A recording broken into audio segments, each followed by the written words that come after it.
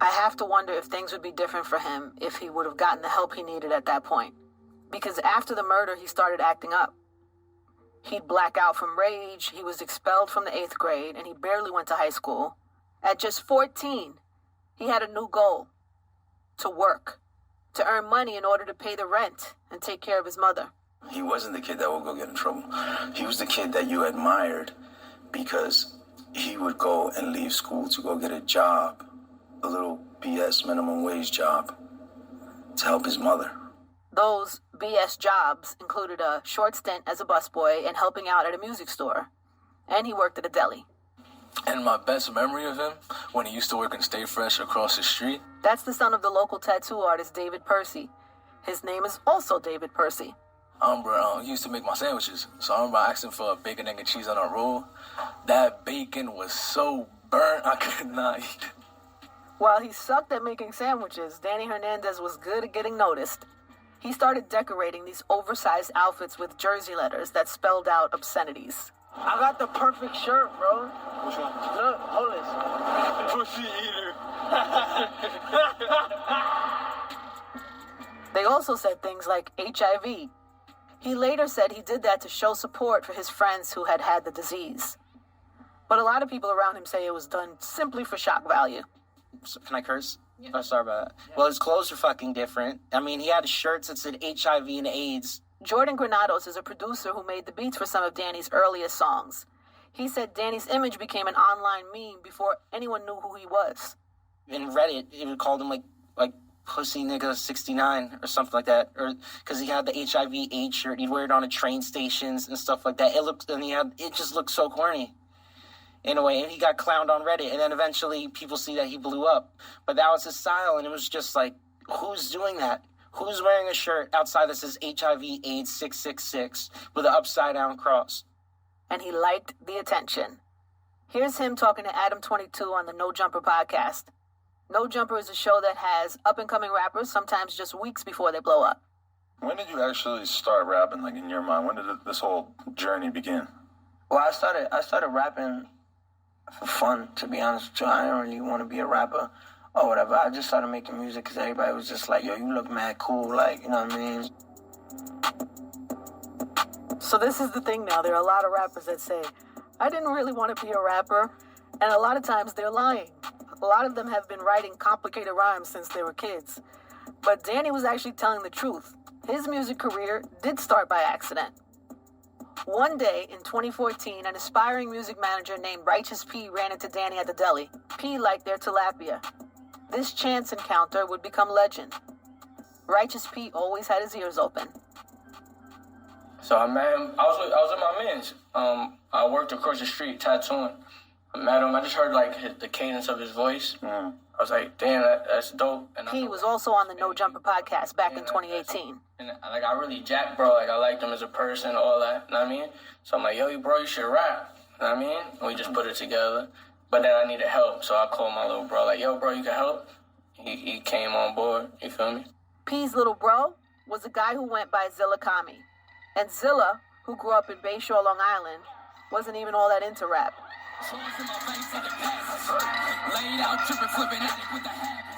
But the manager and the metalhead would start to turn Danny into a rapper.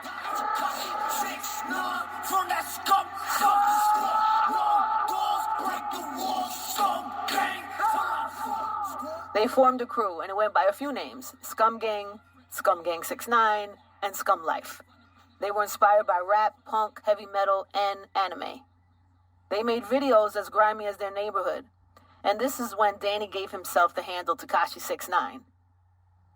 He borrowed the Tekashi part from a Japanese tattoo artist he knew. 6ix9ine was the artist, P was the mastermind, and Zilla, at only 14 years old, was too young to take the lead for himself. He helped write the songs. Here's Jordan Granados again. I felt Scum Gang was like a band, and 6ix9ine was the frontman. You know what I mean? A lot of frontmen in bands, they don't always write all the songs. Oasis, for example, Noel Gallagher wrote all the songs. Liam Gallagher was the one behind the mic, because he can kill it better than anybody. Back in 2015, Jordan spent a lot of time in the studio and on video sets with Tekashi, P, and Zilla. He even became like a publicist. He was sending out email blasts about Tekashi's newest videos to everyone. The worst kept secret in his career is that 6ix9ine doesn't write. I don't think it's any secret or revelation that we need to bring that up now, but it was either Righteous P or it was either Zilla Kami. They did the writing. That's the fact. This was something new. All over pop music, you have the songwriter usually separate from the artist.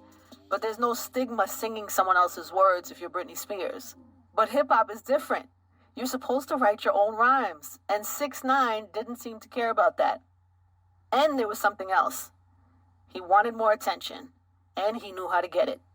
Let me tell you something about 6ix9ine. He was the king of getting his Instagram deleted. If you knew him back then, he had like 5 or 6 Instagrams always deleted. Because he'd always put out like content that was pushing it. And people were like, oh, that's too much. That's too much. Which honestly led to, I don't know if you ever saw his famous Vine of the girl twerking in his bed. And then he hits her with the Triple H pedigree. You guys watch wrestling? Triple H, the finish it. The pedigree Vine was from 2015. It's only a few seconds long, but its impact was huge. It gave 6ix9ine his first taste of fame.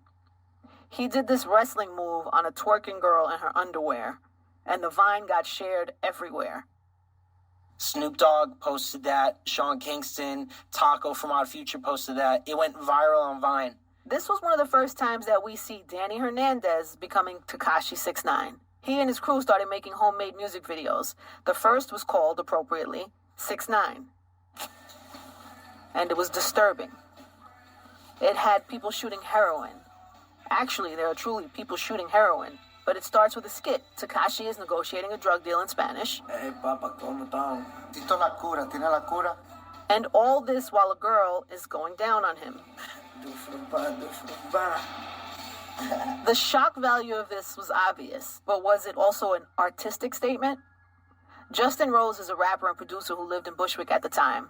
He saw the 6ix9ine video soon after it was put on YouTube. And as soon as you open this shit up, it's like, you know, you hear Nirvana, he's getting a blowjob, smoking a cigarette, talking Spanish, you know what I'm saying? And he's from Bushwick, you know what I'm saying? Which I was living in Bushwick at the time. So I was like, yeah, I'm definitely like down, just let me know whatever y'all need. Bust it open, bring it back. Bust it open, bring it back. Bust it open, bring it back. Bust it open, bring it back. But not long after that first video, Tekashi would start feeling the pull of street life. After the break, he tries to connect with a gang. But he finds out that it's not as simple as just shooting a video.